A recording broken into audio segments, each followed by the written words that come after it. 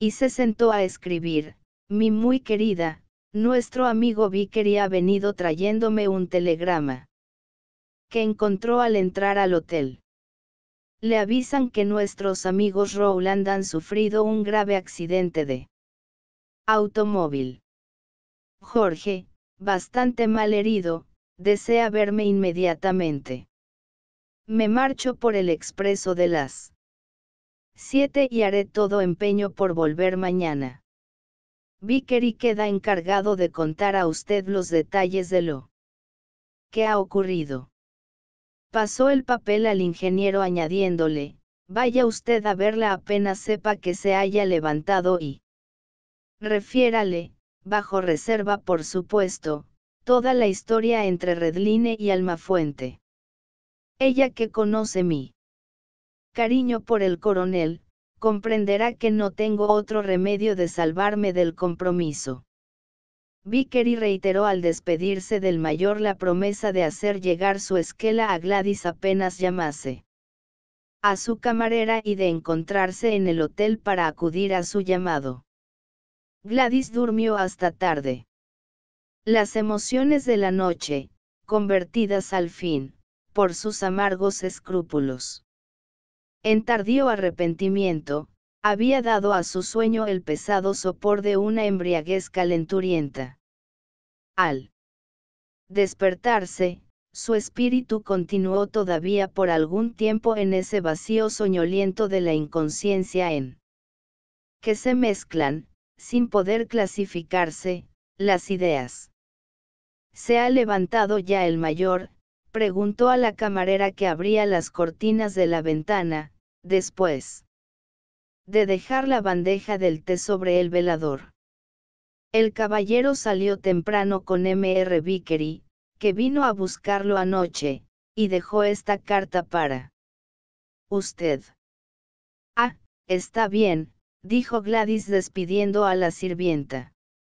Porque una opresión de inquietud la había sobrecogido al ver la esquela y no se atrevía a abrirla. Sí. Se trata de algo que no fuese grave, seguramente que el mayor habría esperado a que ella despertase para decírselo. El miedo de lo desconocido se deslizaba en su ánimo mientras rompía el sello. Pero al recorrer con turbados ojos y corazón alarmado las pocas líneas, que la grande escritura del mayor hacía muy fáciles de comprender, la joven tuvo casi una exclamación de alegría. Ah, los pobres Rowland. Casi les envió con el pensamiento un voto de gratitud por su accidente. El feroz egoísmo humano había saltado sobre su imaginación, como el sabueso que se abalanza sobre su presa. Confusamente rodaba, allá a lo lejos, el automóvil, dejando a los infelices Rowland por el suelo, envueltos en la nube de polvo, levantada por el vuelco del pesado carruaje.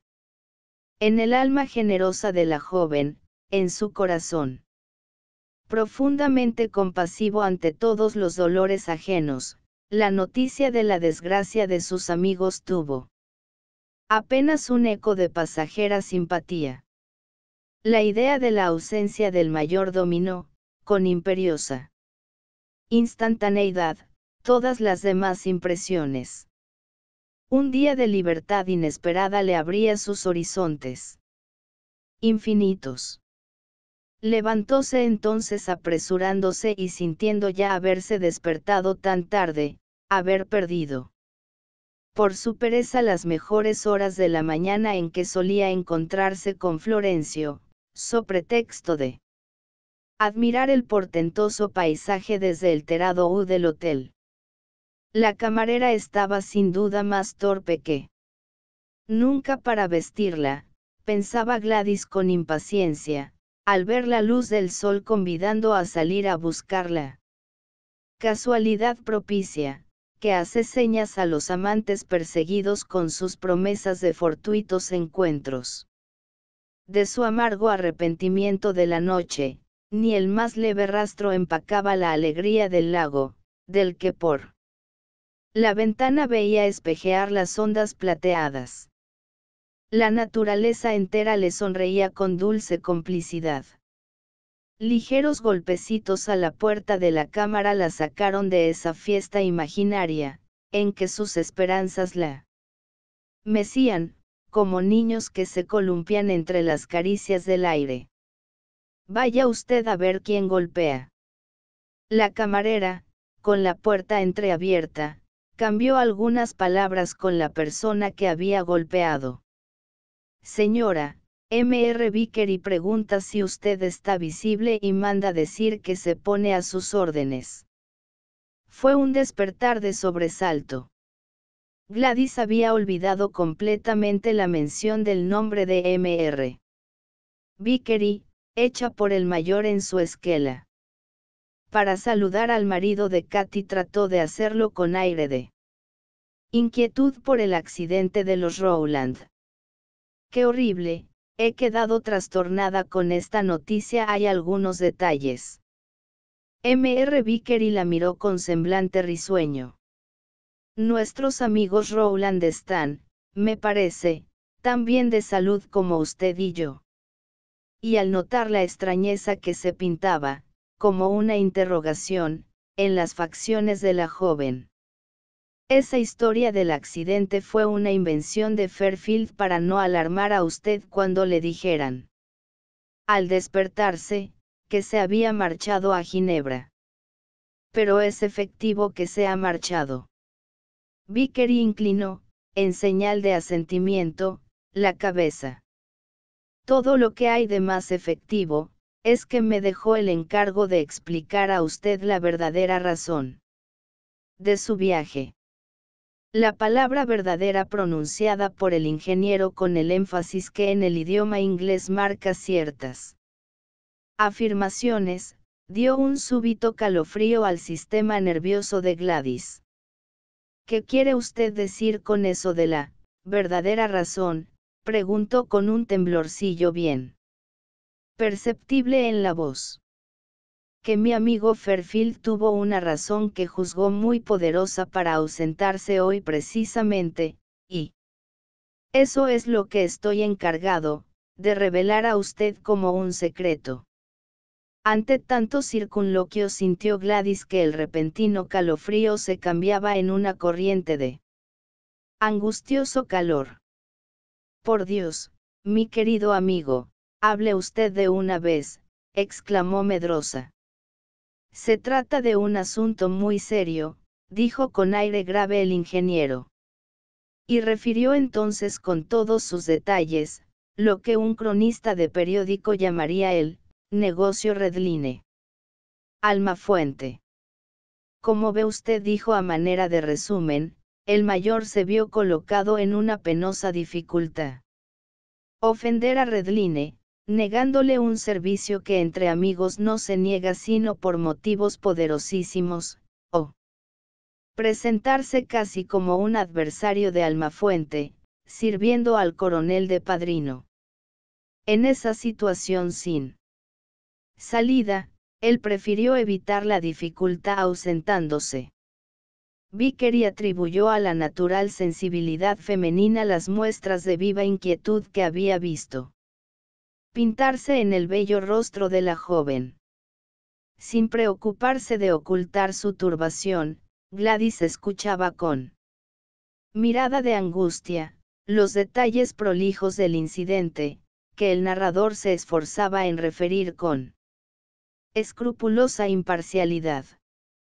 ¡Qué estúpida imprudencia de Redline!, exclamó ella con indignación, el mejor modo de hacerse perdonar su incalificable conducta habría sido confesar caballerosamente su falta.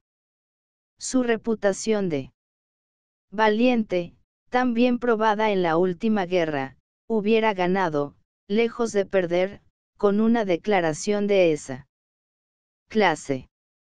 Fue el primer movimiento de su corazón. Sentíase orgullosa al oír lo que Vickery había dicho sobre la entereza y la risueña calma de Florencio. Mi marido ha hecho muy bien en ausentarse. Servir de testigo a un hombre que insulta sin motivo y sin la presencia del insultado, habría sido un acto de aprobación de algo que no puede aprobarse. Oh, usted tiene razón. Redline lo reconoce también, pero ya es tarde. Jamás es tarde para confesar noblemente una falta. Ah, los hombres son así, entienden el honor de una manera tan extraña. La vehemencia del acento, la fulguración de los ojos con que Gladys se expresaba, fueron una revelación para el ingeniero, descubriéndole el estado de alma de la joven. ¿Deberé decir a Katy que estoy al cabo de todo lo que ha pasado?, preguntó ella. El ingeniero contestó con una sonrisa de malicia. Haga usted como quiera. Usted sabe, es un secreto lo que le he confiado. Por supuesto. Ambos se rieron con aire de inteligencia. Mr. Vickery al regresar, impresionado, a su aposento se acercó a su mujer y hablándole en tono confidencial. Por Jove. Creo que está enamorada de Florencio. Ahora no más lo descubre. Enamorada loca. Gladys, mientras tanto, al encontrarse sola se dejó arrastrar por su imaginación. Si él es temerario, como dice Katy, se hará matar.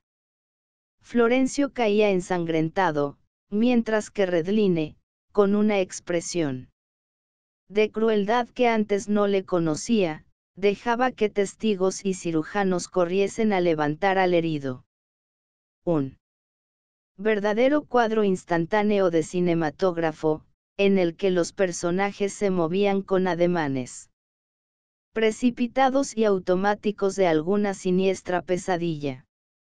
La joven no podía quedarse quieta. La violencia de su agitación la obligaba a pasearse, nerviosa, por la pieza. En el tropel confuso de sus pensamientos, la tendencia humana de buscar responsabilidades en los que han contribuido a los hechos que afectan el ánimo del que reflexiona, llegó a sugerirle un cargo mental a su marido por su precipitado viaje. Si él se hubiese quedado aquí, pensó involuntariamente. Podría haberlo arreglado todo, usando de su ascendiente sobre el coronel. Luego después, replegando sobre sí misma el pensamiento y como si fuera una revelación de algún espíritu fatídico, de esos que se mueven con ademanes misteriosos en el cerebro de los infelices atacados de neurastenia, midió con espanto la profundidad de su amor. ¿Qué fuerza era esa?, se preguntaba, que, con callada marcha, sin dejarle sentir la infiltración de su despótico maleficio, había podido adueñarse de su voluntad independiente, al grado de hacerle anteponer a cualquier otra consideración la suerte de un hombre extraño para ella poco antes. Al ponerse el sombrero, especie de parasol coronado de innumerables palmas blancas, una sardónica sonrisa contrajo sus labios delicados. Pensó en las amigas lejanas, las compañeras de su plácida felicidad de soltera, algunas de las cuales, al oírla reírse del amor, una ficción de almas románticas, le decían en tono de amargura, no te mofes, Gladys, ahí verás, es una fiebre del espíritu que tiene sus microbios invisibles. El día menos pensado, algún naturalista alemán saldrá proclamando que ha podido aislar el gusanillo, después de pacientes estudios, analizando la sangre de alguna muchacha consumida de amor. En el espacioso terrado del hotel, donde se figuraba que encontraría a Florencio, la gloria de la luz. Sobre las aguas del lago, la caricia sedativa de la verdura palpitante bajo el beso del sol, la altitud atrevida de las empinadas cumbres, lejos de ensancharle el corazón, exasperaron su congoja. Era que llegaba ella. Alma profana, ante la majestad de la naturaleza, encadenada a las miserables preocupaciones de la vida. Que todo lo someten a su mezquino egoísmo. La magia de lo inconmensurable desaparecía delante del imperio de la pasión. Así pensó la joven al ver que él no estaba allí. Precipitadamente quiso volver sobre sus pasos, para no acercarse a un grupo de muchachas hispanoamericanas que en alegre charla, con 2 o 3 mozuelos imberbes, hacían repercutir en el aire la carcajada sonora de su risa cristalina. Pero le fue imposible ocultarse, las chicas la habían divisado y cuchicheaban. Ahí viene la americana bonita. Seguro que andará en busca del bello Florencio. Gladys se adelantó, tratando de mostrarse risueña. Al mismo tiempo, 3 de las chicas, desprendidas de aquel bullicioso concierto de frescas hermosuras, corrieron hacia ella. Poco a poco fueron llegando las otras. Todas, mientras conversaban, sometían la toilette de Mrs. Fairfield al más minucioso análisis. Al verla retirarse, después de una breve conversación, los comentarios la siguieron, como el aire que va en pos de una persona que anda. El sombrero es de Reboud, dijo una, solo las plumas cuestan 500 francos. Yo la vi ensayarse un vestido donde cayot. Un traje de mañana muy sencillo, como el que viste. Ahora. ¿Saben ustedes cuánto lo pagó? 1000 francos. Son estas yanquis millonarias las que han venido a echar a perder a París, nada basta ahora para vestirse. Pero todas ustedes están muy elegantes, intervino uno de los muchachos. Pobres maridos los que se casen con ustedes. Para eso están los hombres, para pagar, exclamaron varias de las chicas. Y el concierto de risas continuó resonando en las transparencias del paisaje. Entonces pensó Gladys que debía ir a buscar a Katy. Vagar sola por la larga calle de Montreux. Devorando su inquietud le parecía un suplicio superior a sus fuerzas. Si encontraba a Katy instruida del incidente, buscaría con ella algún arbitrio para impedir ese combate brutal. Si no, ella se callaría. Esperando que algo, durante el curso del día, se presentara, alguna de esas casualidades propicias que, a fuerza de evocarlas, se figura posible hacerlas surgir, el que las implora del destino. La señora no se ha despertado todavía, contestóle la sirvienta del hotel encargada del servicio de las piezas de aquel punto. El caballero salió temprano y no ha vuelto. Desconcertada, Gladys volvió la espalda y echó a andar sin saber a dónde iría. La tentación de pasar por delante los aposentos de los Almafuentes se apoderó de ella con violencia. ¿Qué iría a hacer allí? ¿Con qué contestación podría explicar su presencia, si alguien la veía? Esas objeciones le parecieron sin valor ante su criterio perturbado. No importa, diría cualquier cosa, preguntaría por Rafaela. Mientras tanto, ¿por qué no había de poder encontrarse con Florencio, o saber al menos si había salido? Todo era mejor que andar vagando, perseguida por sus atroces presentimientos. En el pasadizo, no lejos de los cuartos de Rafaela, los chicos Almafuente aparecieron, corriendo de puntillas con risas sofocadas. Al ver a la joven se detuvieron. En ese instante, una voz de hombre exasperado profería palabras que llegaban incoherentes a los oídos de Gladys. No diga nada, señora, es el viejo rabioso que ha encontrado agua en sus botines. El otro chico se tapaba la boca con las manos para no estallar de contento. Qué mal hecho, pobre caballero, dijo Gladys en tono de suave reproche, sin dar ninguna importancia a lo que decían los chicos. Bien hecho para que nos acusó a mamá que nos había visto fumando, dijeron ellos con aire sentencioso.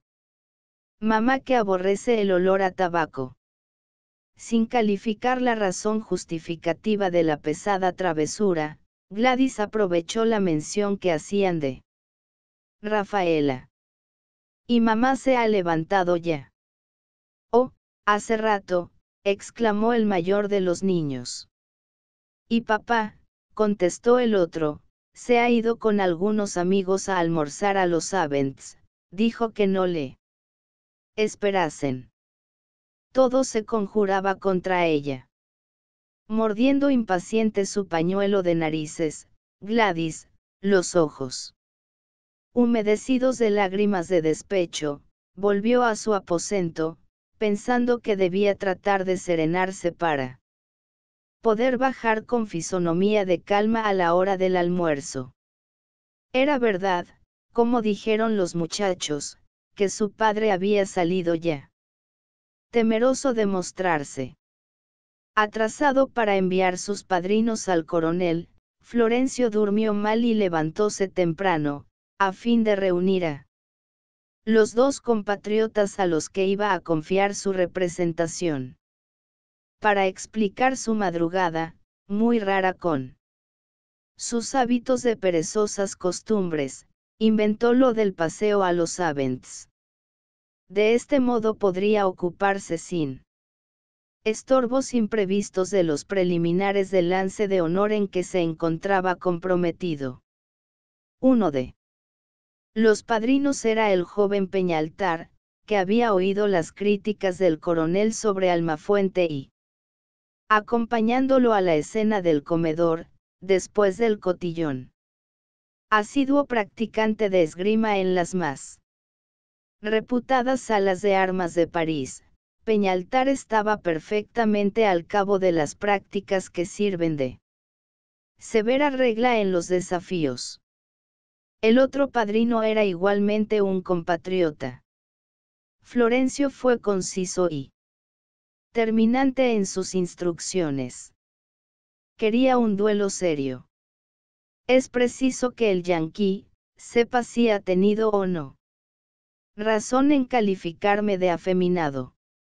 Como suponía que Mr. Redline no fuese diestro a la espada, Florencio renunciaba a su derecho de insultado y aceptaba la pistola, sin limitar el número de tiros, pero sí la distancia en que debían colocarse los combatientes. La tarea del coronel para encontrar padrinos no fue tan sencilla como la de su adversario. Muy contrariado al saber que su íntimo amigo y compañero de armas el mayor Fairfield, a quien pensaba dar amplios poderes para el caso, se había ido a Ginebra, fuele menester acudir a diligencias apresuradas para hallar dos amigos capaces de representarlo. Los dos compatriotas que encontró dispuestos a asumir el compromiso, ignorantes de los usos en lances como el de que se trataba, suplieron esta deficiencia. Acudiendo, después de agitadas indagaciones, a un profesor de esgrima retirado, para que los asesorase con su ciencia. De uno y otro lado convínose en que bastaría un cirujano, vista la premura del caso. Reunidos los 4 testigos pronto llegaron a un acuerdo. El encuentro tendría lugar al día siguiente, a las 11 de la mañana, en el parque de una villa poco distante de Montreux, designada por el maestro de esgrima. El arma elegida por los padrinos del coronel fue la pistola. La distancia 15 pasos. Si no hubiese resultado con el primer tiro, los padrinos podrían, por mayoría de votos, autorizar un segundo. El secreto absoluto sobre ese acuerdo sería de rigor. Gladys, mientras tanto, llegó tarde al almuerzo, queriendo dar tiempo a que Rafaela y los esposos Vickery se encontrasen ya en el comedor. En pocas palabras, contestando a las preguntas de sus amigos, explicó la ausencia del mayor, abandonando el supuesto accidente de los Rowland como un pretexto del que sería muy fácil averiguar la falsedad. Habló de un llamado urgente de un amigo por asunto de negocios. La risueña acogida que le hicieron Rafaela y Katy la indujo a pensar que ninguna de las dos se hallaba instruida de lo que pasaba. Rafaela habló con perfecta naturalidad del paseo de su marido a los Avents. Los Vickery la interrogaron sobre la vuelta del mayor. Las tres amigas hicieron sabias observaciones sobre los sombreros de algunas elegantes que almorzaban, y Gladys, casi tranquilizada, se sentó sola a su mesa. Después del almuerzo Katy hizo vanos esfuerzos para que Gladys no pudiese encontrarla. Deseaba evitar explicaciones sobre el asunto del desafío. Pero la intimidad en que vivía con Gladys hizo inútil su empeño. Ante la insistencia de su amiga, le fue imposible excusarse de recibirla.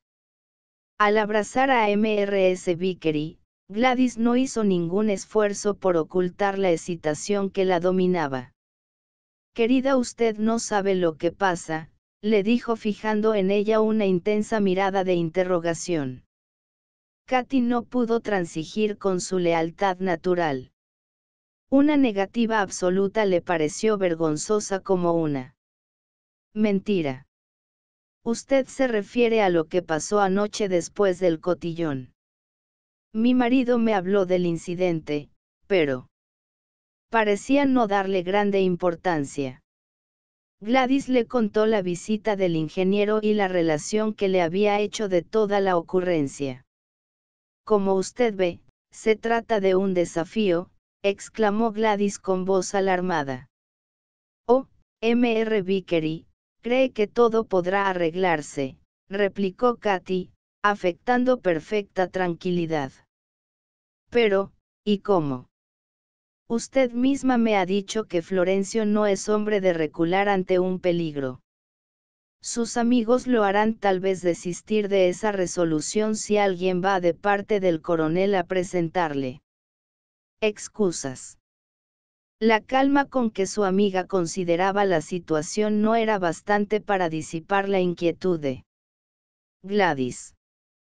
El coronel, exclamó con sardónico acento, no es hombre de ofrecer excusas, ha cometido una torpeza y más bien se empeñará en agravarla, para hacerse la ilusión de que no tiene nada que reprocharse.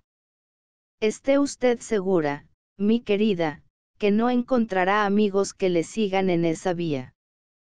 Admiro la tranquilidad con que usted considera un asunto tan serio, dijo Gladys sin poder disimular su impaciencia. ¿Pero qué quiere usted que haga?, preguntó Katy, leyendo la ansiedad en el rostro de Mrs. Fairfield. Florencio es nuestro amigo y debemos hacer cuanto sea posible para evitar que tenga lugar el combate, contestó Gladys con vehemencia. ¿Pero qué? Sugiérame usted algo. Prevenir a su mujer, por ejemplo, que no lo deje batirse. Eso sería ir a llenar de angustia el corazón de la pobre Rafaela, sin que ella pudiera conseguir nada de su marido. Lo único que podemos hacer es esperar, querida mía. Gladys, exasperada con las respuestas de su amiga, no abandonaba sin embargo toda esperanza. Si fuese usted a ver al coronel y lo persuadiese para que sea leal y reconozca su falta, sugirió con animación. ¿Y en nombre de qué iría yo a pedir al coronel ese sacrificio? En nombre del estrecho parentesco que tiene usted con Rafaela, ¿no cree usted que es un motivo suficiente? Katy procuró suavizar con una sonrisa la dureza de la respuesta que le vino a los labios. ¿Sabe usted lo que conseguiría con eso? Nada menos que hacer pensar al coronel Redline que estoy enamorada de Florencio. La palidez que cubría el rostro de Gladys se tornó en un vivo encarnado. Para hacerle creer a Katy que no tomaba sus palabras como una dura lección, se mordió los labios. El llanto contenido se agolpaba ardiente a sus grandes ojos, formados por la naturaleza para reflejar, en vez de la equívoca vaguedad del disimulo, únicamente pensamientos francos y elevados. Con heroico esfuerzo reprimió la aflicción que la oprimía, al reconocer que era imposible conjurar el peligro. Hubiera querido arrojarse en brazos de Katy y ocultar sobre su seno la desolación en que naufragaba toda su energía. Pero su orgullo de mujer, ante otra que le daba con su actitud una lección de dignidad, reaccionó sobre sus nervios. Tal vez tiene usted razón, dijo con acento resignado. Esperemos, my darling, dijo Katy apoderándose con cariñoso ademán de las manos de la afligida. Joven, yo la tendré a usted informada de todo lo que ocurra. Estoy segura de que por mi marido sabré hoy el giro que toma este asunto. Y para cambiar de conversación y hacer olvidar la severidad de sus contestaciones, le contó los últimos incidentes que formaban la crónica del hotel, nombró los que se habían marchado, los que anunciaban su llegada y las continuas travesuras con que los chicos Almafuente turbaban la tranquilidad de los pasajeros, corriendo y vociferando por todos los corredores. Y cuando van a quejarse al director, este se encoge de hombros con aire de indulgencia, respondiendo que nada puede hacer con huéspedes que le pagan más de 500 francos por día. Contaba estas fruslerías sin hacerse ilusión sobre la importancia que Gladys pudiera atribuirles. Era preciso hablar para no caer en un silencio que trajera de nuevo la conversación sobre el penoso asunto. Leía muy bien en la mirada de su amiga que su imaginación, envuelta en la vorágine de sus penosas inquietudes, vagaba, como un ave perdida en busca de un refugio, antes que las sombras de la noche cubran el espacio con el terror de la obscuridad. Pero Katy pensaba que era mejor hablar que callarse. Mejor acudir al ruido con que las nodrizas dominan el llanto del niño y acaban por calmarlo. Las anécdotas sobre los chicos de Rafaela le permitían perseguir su propósito, sin parecer que se empeñase en desviar el pensamiento de su interlocutora con una conversación ociosa. Su permanencia de 3 años en los Estados Unidos, siguió diciendo, le había hecho conocer los graves defectos de la educación moderna de la familia hispanoamericana. El sentimentalismo latino había sustituido la antigua severidad de la educación española por un régimen de exagerada tolerancia, en el que los muchachos llegan a dominar con sus caprichos la autoridad de los padres. Entre las familias ricas, aseguraba riéndose, todo desmán de los hijos es una prueba de inteligente precocidad. La orgullosa persuasión de que los hijos Serán ricos dispensa a los padres de asumir con energía el deber de darles una educación útil, de formarlos para las asperezas inevitables en la vida. Apenas y ahora, la introducción de los juegos popularizados por los de raza sajona irá modificando, entre los muchachos latinos que vienen a Europa, el culto exagerado de las modas y la disipación del galanteo vinil, en favor de los varoniles y saludables pasatiempos del fútbol, del golf y los demás ejercicios del sport. Sacudiendo la obsesión de sus ideas, Gladys al fin había logrado aparentar interés en las disertaciones sociales de su amiga. Mas no era que acabara Katy por sacarla de su pesadilla. Una especie de admiración doliente se apoderaba ahora de Mrs. Fairfield, le infundía un suave alivio moral, análogo al efecto de un narcótico que adormece el espasmo. Oyendo hablar de asuntos tan extraños a la preocupación que ciertamente las dominaba a las dos en grado casi igual, Gladys se sintió penetrada de admiración ante la grandeza de alma de aquella mujer, que ocultaba su propia angustia con tan risueña energía, por distraerla a ella de su exaltado extravío.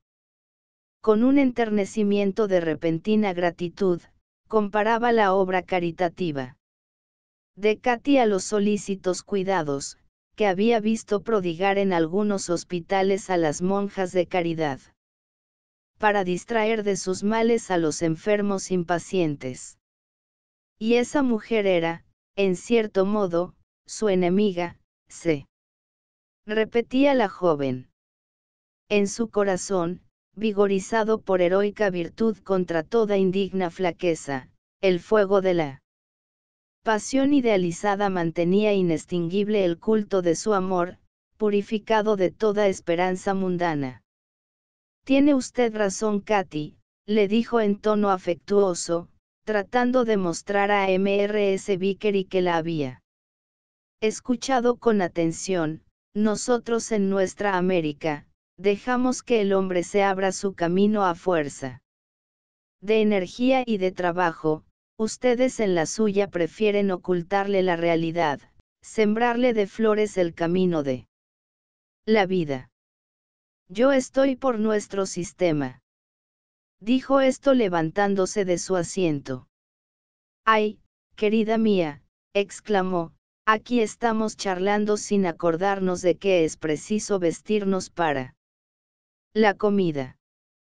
Ni una alusión siquiera al gran asunto, que en la mente de una y otra, rechazado por la voluntad a algún rincón del pensamiento, estaba allí como un perro impaciente, dispuesto, al menor descuido del amo, a saltar sobre su presa.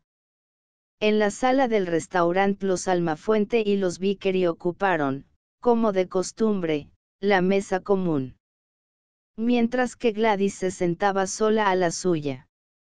La serena amabilidad del saludo de Florencio le dio la ilusión de que el fantasma del desafío se había desvanecido por obra de algún arreglo.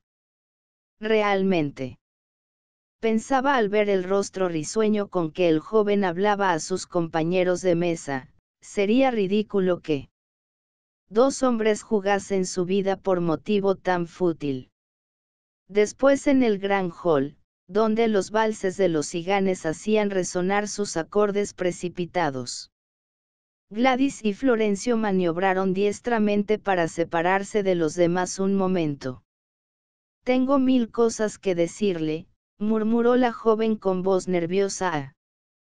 ¿Qué se ha hecho usted todo el día? Un convite de amigos a los Avents. ¿Cómo podía figurarme que estuviese usted sola? Al saberlo a mi llegada, he tenido una verdadera desesperación. Pero es preciso que hablemos esta noche, replicó Gladys con decidido acento, fijando en Florencio una mirada de súplica. Yo no pido otra cosa, pero ¿cómo? Gladys acercó su rostro encendido por la emoción al oído de Almafuente. Espéreme usted esta noche en su sala de recibo, iré después de las 12, para aguardar a que todos estén acostados. Florencio sintió el aliento perfumado y tibio de esa voz de mujer, deliciosamente atrevida y medrosa al mismo tiempo, pero sin dejarse dominar por la turbadora tentación, divisó el peligro que Gladys parecía decidida a desafiar. En nuestra sala sería pura temeridad, objetó precipitadamente, el dormitorio de mi mujer abre sobre esa sala, vería la luz aún con la puerta cerrada y podría sorprendernos. Entonces, replicó ella con cierta expresión imperiosa de la voz y de la mirada, yo esperaré a usted. En mi sala, no importa a qué hora de la noche, no sea usted tan tímido. Y sin darle tiempo de contestar repuso. Ahora separémonos, seguramente nos están observando. En vano había procurado Gladys, al salir de su conversación con Katy Vickery, imitar la serena resignación de su amiga, en presencia de la peligrosa situación en que se había comprometido a Florencio. Sobreexcitada por la revelación de Katy acerca de la causa del viaje precipitado del mayor Fairfield. Irritada contra la suerte por la ausencia de Almafuente, la joven, turbado el normal funcionamiento de su espíritu, no se sentía dueña de sí misma. El inmediato porvenir la parecía un arcano henchido de amenazas, las insidiosas traiciones de la suerte eran ocultos enemigos empeñados en anular su acción. Para conjurar la catástrofe probable. Apartada de la calmante influencia de Mrs. Vickery, su robusta organización moral sobrepúsose pronto a los consejos de la resignación, que le parecieron más bien un acto de cobardía. Fue en ese estado de ánimo y resuelta a luchar por todos los medios posibles, que bajó 2 horas después al comedor. Fue también exasperada por la constante imposibilidad de hablar a solas con Almafuente, que después de la comida arrostró la observación de los otros para dar al joven la cita temeraria, en el corto diálogo al que ella misma puso fin, de miedo de arrepentirse, un instante después de su loca imprudencia. Pretextando cansancio, Rafaela se quedó muy poco rato más en el hall cuando su marido y Gladys volvieron del corto paseo. Katy la acompañó declarándose también cansada. Siguió la Almafuente, bien a pesar suyo, después de despedirse de Gladys con perfecta naturalidad. Mr. Vickery condujo galantemente a Mrs. Fairfield hasta la puerta de la sala. Ella le tendió la mano, fingiendo un bostezo mal reprimido, y, con terror de que el ingeniero llevase su galantería hasta querer hacerle una visita. Su deseo de encontrarse sola y de pensar sobre el paso decisivo en que, por un arrebato de impaciencia, se hallaba expuesta a comprometer para siempre su porvenir, había llegado ya en ella al grado de un superlativo enajenamiento. En el salón de los Almafuente, a poco de la entrada de estos y de Katy, los muchachos se abalanzaron sobre las señoras y sobre Florencio con repetidas exclamaciones, abandonando a la institutriz alemana, que les explicaba, con eruditos comentarios, los grabados de un álbum de viajes. ¡Qué bueno!, exclamaban, ¡qué bueno que hayan venido temprano, papá! Juguemos juegos de prendas. Rafaela recibía los besos con el semblante de una persona en la que cesacen de repente agudos sufrimientos y se sintiese en plena salud. Volaron los muchachos de los brazos de ella a los del padre y rodearon enseguida a tía Katy con sus caricias, alborozados. Vamos a jugar. Vamos a jugar. La institutriz se retiraba en medio de la algazara, con la dignidad erguida de un oficial de Ulanos. No. No, gritaron los muchachos, que se quede Fraulein, no se vaya, Fraulein, que desea jugar con nosotros. Mediante ese acto de aparente amabilidad, los malignos muchachos esperaban tener ocasión de vengarse de los castigos de la maestra, con alguna pesada jugarreta. Florencio explicó entonces el nuevo juego que iba a enseñarles. Todos tuvieron que sentarse menos él. Hubiérase dicho que por divertir a sus hijos el joven había vuelto a la infancia. El juego exigía una agilidad en la que solamente los niños podían seguirlo, y era maravillosa la lucha de carreras en que se agitaban, sin lograr hacerse imitar por Rafaela ni por Katy. Los muchachos conseguían por momentos arrastrar a Fraulein en sus complicadas revueltas, haciéndola salir de su rígida compostura. El ruido de las voces había ido aumentando a medida que la animación crecía. Rafaela y Katy, mientras tanto, al contemplar ese cuadro de inocente expansión, se habían aislado poco a poco en sus propias preocupaciones, admirando el entusiasmo casi infantil con que Almafuente rivalizaba con sus hijos. En ambas, un drama de emoción profunda las había ido aislando insensiblemente de lo que pasaba delante de ellas. Katy, por la ley infalible de los contrastes, sentía repercutir en su alma los fatídicos temores de Gladys, que pocas horas antes ella trataba de visionarios. Se decía que el empeño de Florencio en identificarse con la alegría de sus hijos, era como una despedida mental, en la que él trataba de refrenar las acechanzas de lúgubres presentimientos, inevitables en un hombre que va a exponer al día siguiente su vida en un combate. Rafaela, perdida en el ardiente tumulto de las tristezas que acibaraban su vida, seguía maquinalmente las peripecias del juego sin comprenderlas. El hombre a cuya fascinación había tratado vanamente de sustraerse estaba allí, encadenándola sin saberlo, al misterioso secreto de su alma. La había amado alguna vez. La facilidad con que emprendía sus intrigas galantes era un pretencioso pasatiempo de vanidad insaciable, ¿o era acaso ese impulso de adoración siempre renovado, que despierta en el corazón de casi todos los hombres una provocadora mirada de mujer hermosa? En ese quemante lecho de Procusto, al que la sujetaban sus celos veladores, antes que hubiera transcurrido un año después de su casamiento, su corazón afligido seguía revolcándose entre amargos desengaños y ficticias esperanzas.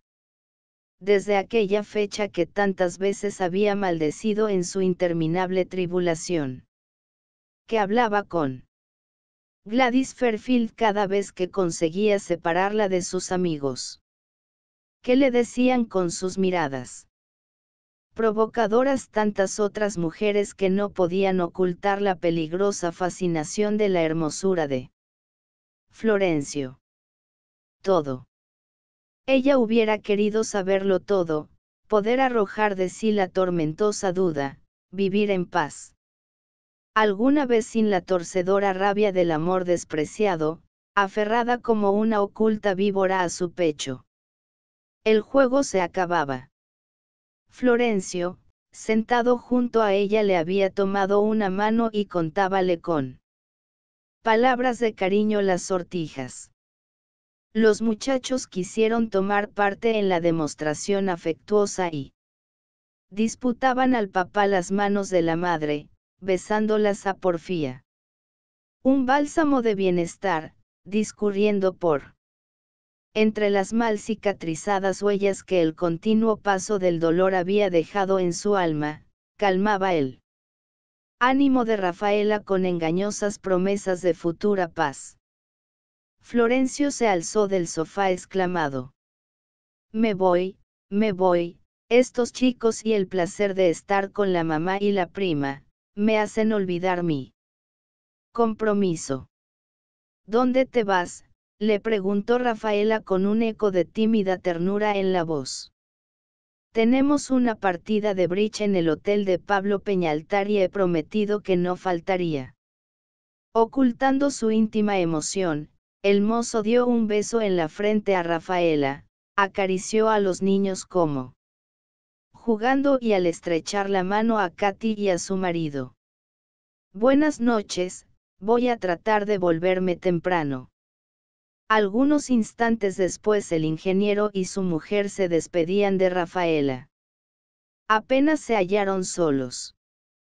Mr. Vickery dijo en voz confidencial a su mujer: todo está convenido, es para mañana a las 11, lo supe temprano por el mismo Redline y me fui a la villa donde van a batirse. Con una buena propina al jardinero conseguí que me señalase un escondite. Desde donde podremos ver perfectamente. Será preciso sí que nos vayamos temprano para poder. Ocultamos sin que nadie nos vea entrar. Pobre Rafaela, suspiró Katy, sin darse bien cuenta si se apiadaba por su prima, o más bien por ella.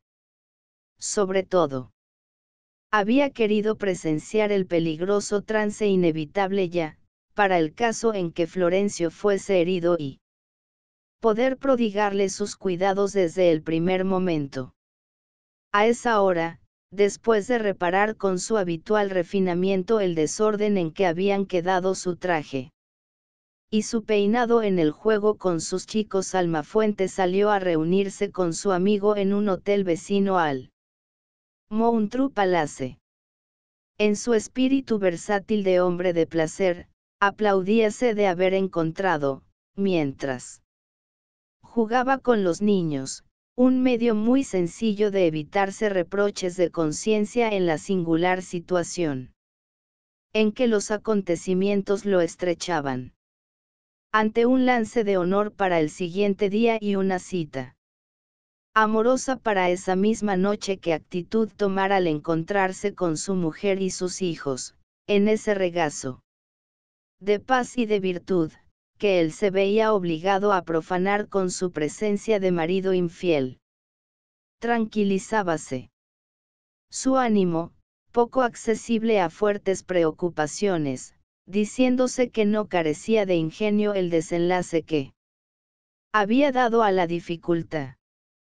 Si se hubiese tratado de la cita únicamente, sus escrúpulos de pecador reincidente le habrían hecho abstenerse de acompañar a su mujer y jugar con sus hijos, cuando pocos momentos después juraría amor a la hermosa americana.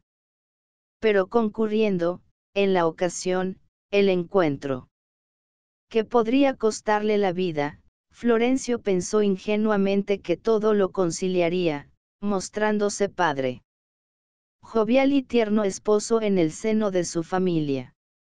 De ahí sus alegres juegos con los chicos y la sincera ternura con que creyó adormecer el ánimo inquieto de Rafaela por medio de esa afectuosa despedida. En compañía de sus padrinos y otros amigos jugó bridge hasta las 12 de la noche, ganando con imperturbable maestría. Le pareció, al verse en la calle, que su impaciencia de hombre feliz lo había hecho precipitarse y empleó todavía media hora en pasear por la población solitaria.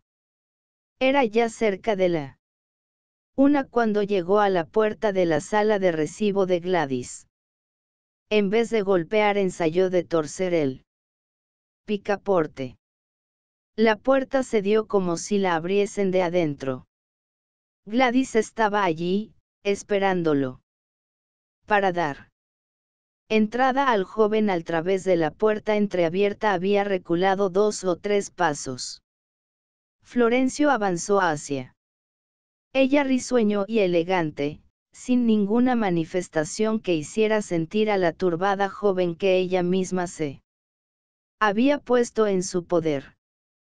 Gladys, demudado el semblante por la emoción, le tendió las 2 manos, como lo haría con un amigo predilecto. No hubo en su ademán nada de equívoco, nada que hubiese autorizado a Florencio a responder con alguna demostración de amante seguro de su triunfo, dominándose para no dejar reflejarse en sus facciones la contrariedad que le causaba ese recibimiento enigmático, sostuvo imperturbable la profunda mirada de la joven. Y bien es así como usted me recibe. Gladys no varió de actitud y siguió todavía fijando ansiosamente su vista en los ojos del mozo, cual si tratase de leer en el fondo de su alma. Prométame usted que va a decirme la verdad, pronunció con acento de ansiosa interrogación. En cuanto de mí dependa, sí, se lo prometo. ¿Es verdad que usted ha provocado al coronel Redline y que van ustedes a batirse mañana? Florencio asumió un tono desprendido para responder con expresión de natural extrañeza. ¡Ay, Dios mío! ¿Quién ha podido contar a usted tan dramática historia? Sobre su honor ¿es o no verdad lo que pregunto? El tono de esas pocas palabras resonó con acento indescriptible de imperiosa súplica.